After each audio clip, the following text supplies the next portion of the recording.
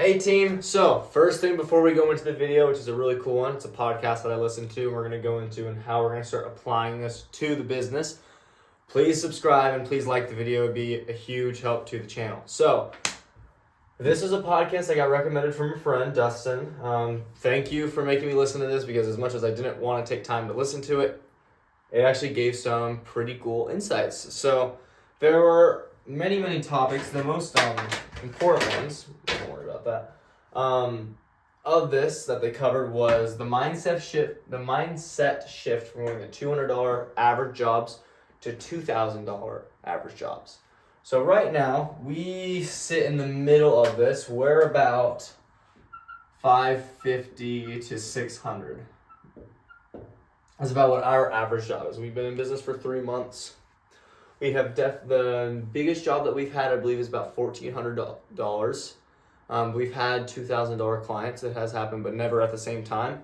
So I haven't had that mindset shift of quoting someone that much.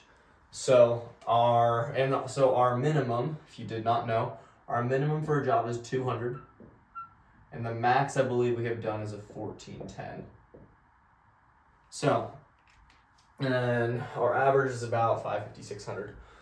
So, within this podcast, they talked about his story, how long he's been doing it, how the first year they did, when he committed fully to it, they did about $100,000, and then they grew that up to like 500 or 100 to 600,000 in like 3 years, which is where I would love to be in about 3 years. That would be awesome. So, and to do that, we need about $2,000 average jobs. So, just going through, there are a couple of important things. These are the topics. This is like 80% of the topics that I thought were the most important, and then there were like 3 that I felt I could actually apply. So the mindset shift is something I've already done, but not to this level. So this mindset shift, when they're talking about this, is saying that how do you expect to get a $2,000 job if you've never quoted a $2,000 job?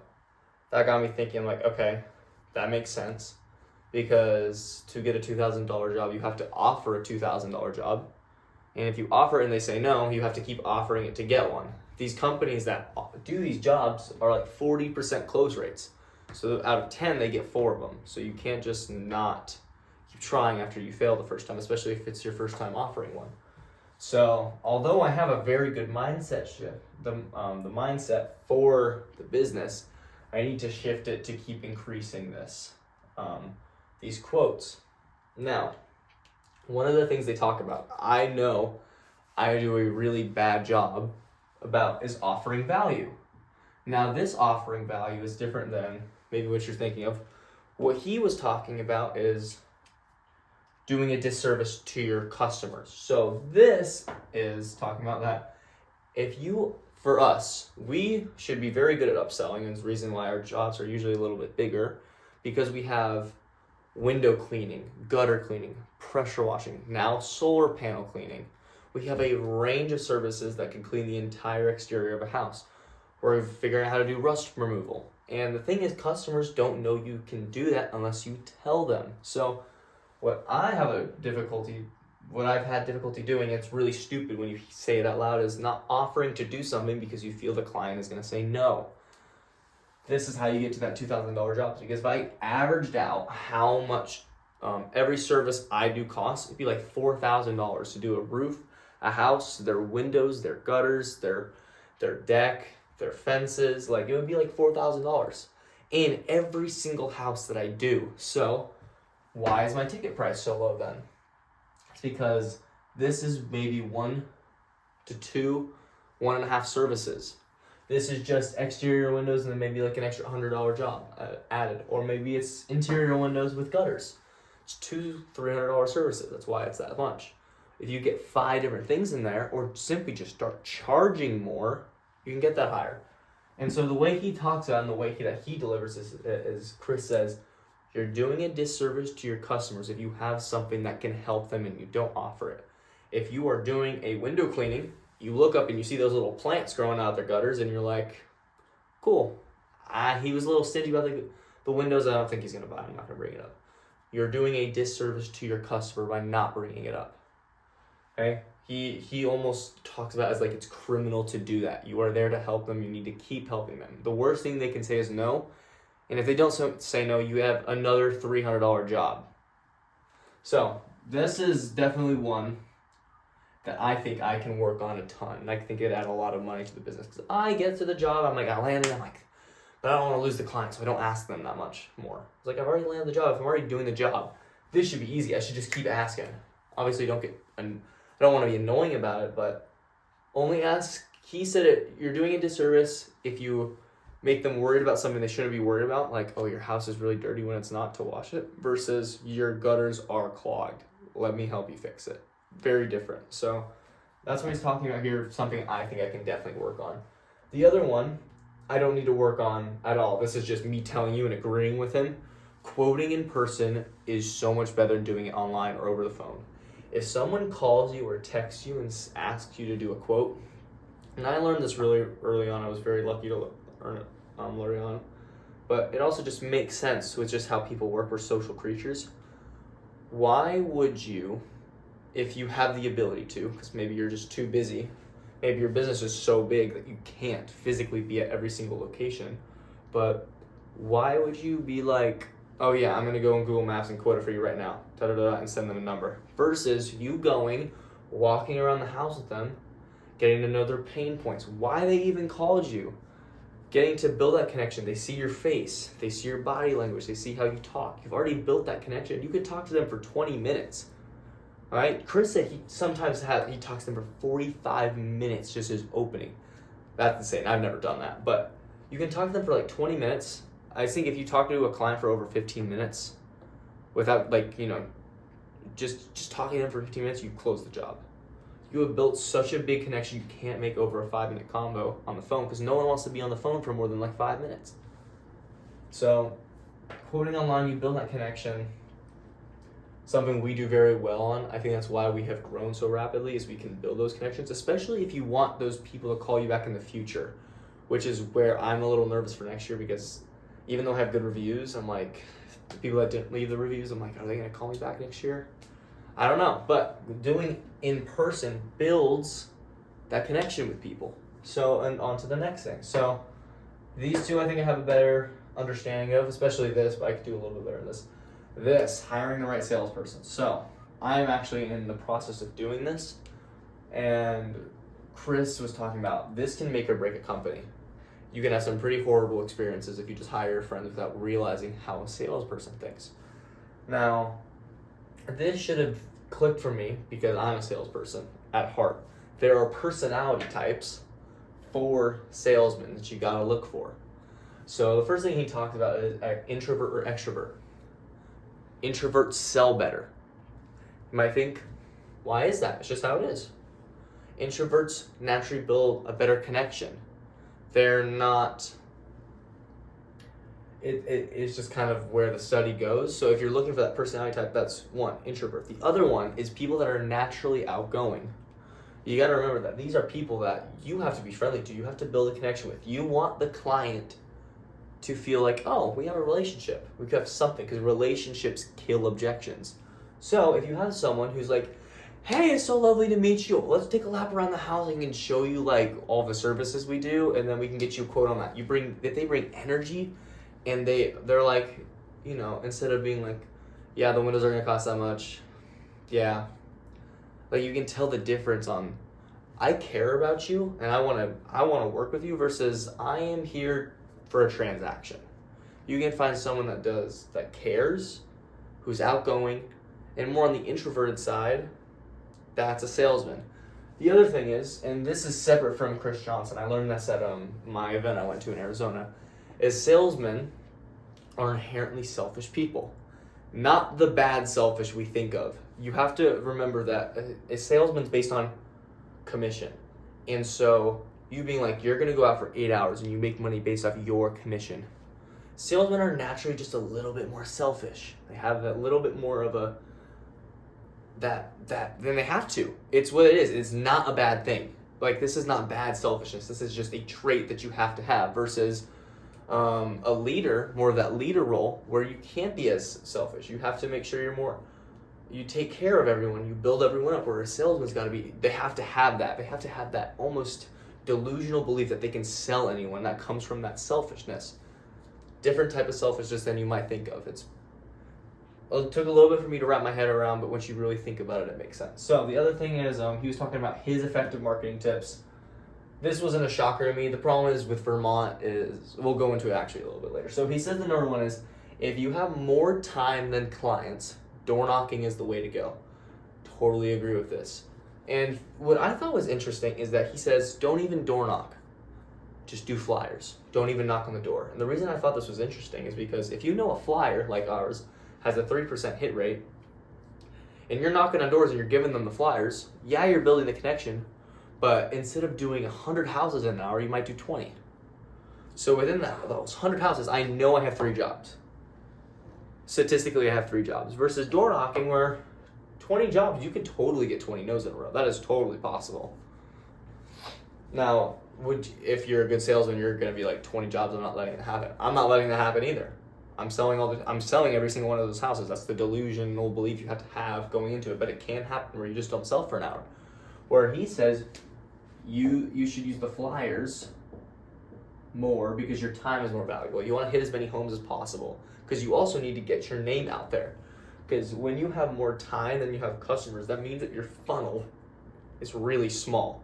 And you need to get and one way to get that funnel bigger is to get your reach bigger. So you have to get more people to know about your business. That's what we're doing right now. So this was really interesting for me because I'm like, okay, maybe we'll door knock a little less. And maybe when I'm doing a part of a job Gage isn't doing, he just takes the car and just drives around the whole neighborhood and flyers them up because we only have 30 minutes versus trying to get to 5 houses because you have to walk in between each one and have a conversation. Sometimes they don't answer. So this was really interesting. And then the second thing he said for people that have that more time than money and even more time than customers, but also even just later on, is yard signs. Now, yard signs are tricky in Vermont because I actually got flagged for this. You can't have them on pretty much, you can't really put them anywhere. They're very strict about yard signs here. So what I do is I was really bad at this. This is one of my biggest regrets is yard signs, is I didn't use them for about the first 3 months of the business because I put them all out. I was like, I'm going to put them at Home Depot because that's where people that care about their homes are at. Put them at grocery stores because 70% of the people we work with are single mothers. And so they go to the store and they see them like, oh, I don't have anyone to clean my home. I'm going to do that. So, but then the problem is that's not, since it's usually, it's like government owned grounds. People see them, they pick them up, they take them out. They don't stay there for more than a day in Vermont because people really care about preserving the land, which is, I mean, I get it. This is like the least business friendly state ever, but because of this, I just gave up on them, and I have like 100 of them in my garage. Instead of, now what I'm doing is I'm going to people, and when I work on their houses, I leave it outside their house for a week. I'm gonna go pick it up, so I have them and keep going. And I didn't do this for the first month, and this could have easily gotten me another 5-10 clients, which is a lot since I've only worked with 80 separate people in the first 3 months. So that was a big mistake I made. So those are the 2 he said for starting out. And then another thing that I really believe in is consistency and belief. You have to believe that you can get to this $2,000 a job. He also said you also have to remember that only about 3% of pressure washing businesses ever get to a point where their average job is $2,000. 3%. And this goes into consistency. And what one of my favorite people say, the compound effect. I mean, not tailored to him, but you gotta remember that consistent action, we'll get into the dreamers, designers, and doers, but the compound effect is real. You do the same thing every single day. You have a routine. Maybe you post every single day. Maybe you go to the gym every single day. Everyone can agree that this is real. The problem is that we don't have people that actually do it. So if you can actually do this, you are leagues ahead. This compound effect is how we've grown so fast. A lot of this stuff is how we've grown so fast in a market that I thought was going to be a little bit saturated. And it turns out there's a ton of demand because we're consistent on being personal. We're great at communicating. We do in-person quotes, so we build that connection. There's a lot of good things that can come out of it. The last thing And what I really liked about Chris is his background. He was talking about his background, and I won't speak into it because I don't want to say anything that isn't completely true because I don't know too much about him. He did a little blurb for about 5 minutes about his life, but he talked at the end about dreamers, designers, and doers. And what I loved about this is the way he framed it is that anyone can do it. Anyone. There are a lot of business owners and celebrities that you'll see clips of and they're like, it's not made for everyone. And I completely disagree. Anyone can do this. Anyone can start a business. Anyone can build a business. Anyone can buy a business. Anyone can do that. Anyone can run it. If you need to retrain your brain to do it, you need to retrain your brain to do it because you can do it. And that's one of the reasons why I love the Elliott Group, because I feel like all my videos tie back to that. But Andy always talks about that. I'm not going to swear, but you can do it. Anyone can do it. I don't care what anyone says. All you need is, where is it? Just belief. You need a mindset shift that you can do it. Anyone can do it. Okay? That doesn't, if you need help, find help. If you need support people, find support people. Find people that are going to hold you accountable, accountability partners. Find a mentor. Mentors are a huge thing that helps me. I was too scared to start my business for 2 years because I was like, I don't know what I'm going to do. I want to do something I like. I'm going to wait till the summer to start. I'm going to wait for that perfect moment. And it took me 2.5 years for someone to call me in November and be like, dude, let's just start this. And I was like, you know what, screw it. Let's do it. And he helped me build that mindset shift. I don't know why I'm having a difficult time saying that, but now I know I can do it. And the stress that comes with it and everything that comes with it, I have now made my mind like perfect for being a business owner. Anyone can do this. Anyone. And I love that he said it like this. He said there are dreamers, designers, and doers. Business owners cannot be just one of these. They have to be all three of them. You have to have the dream, you have to design, and you have to do it. People who fail are just one of these. You have the dreamers. You have the designers. The doers are going to get the farthest. If you're just a doer, you're going to get the farthest, but you have to have at least these at a bare minimum to go. But I mean, a doer, if you're just a doer, you're ahead of 99% of people. People are lazy. People are really lazy. If you can actually be a doer, where you say what you're gonna do, you can have a dream, you design that dream into a brand or a business and you do it, you can do it. And so my mindset now is, oh, okay, 3%. You're telling me 3% of businesses make $2,000 average jobs. The way he phrased it was, in less than 3 months, you get a ticket price of $1,000. 2,000 takes a couple of years. Okay, a couple of years. Can my business be there? Can my business be in that top 3%? We're 3 months in. I believe we can be there. I believe we could be there in like 3 years. 2 years. I believe that next year we will double in profit and we'll double in profit again. That means that this number is going to need to double to about $1,000, and we'll have to double it again to 2,000, and we'll be there. So yeah, Dustin, thank you for recommending this to me, and everyone else, thank you for watching.